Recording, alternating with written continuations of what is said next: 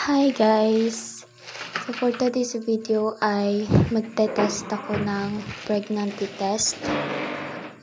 Ganito kasi yun. The story was, nag-delay ako ng 2 weeks and then nung Friday, this Friday lang, ay naregla ako. Kasi we're trying, nag-try kami for a second baby and then nagkasakit kasi ako. Sadly, nakalimutan ko na nag-try pala kami. Nag-inom ako ng gamot for binat. Kasi dun ako nahiyang, hindi ako yang sa paracetamol or sa Nusip or Chiter, hindi. Dun ako sa gamot na pangbinat.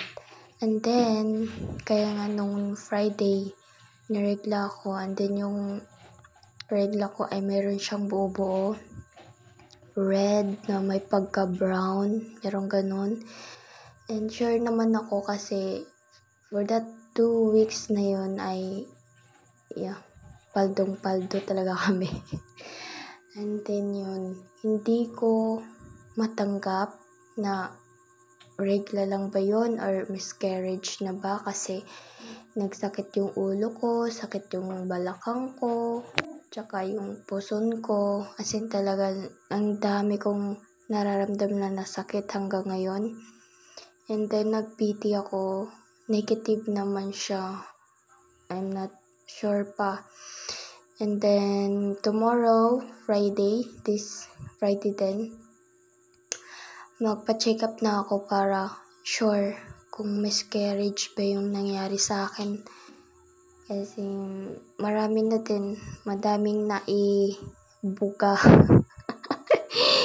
Ay, nakakaano mag-ano ng term, basta ganun. Madaming naibugang kamag-anakan. And then, sure naman talaga ako na meron siyang nabuo. And then, sabi nga ng partner ko, sabi niya, kasalan daw niya kasi pinainom niya akong gamot. Pero, magpa-check. Para sure, magpa-check up pa rin kami. Yan.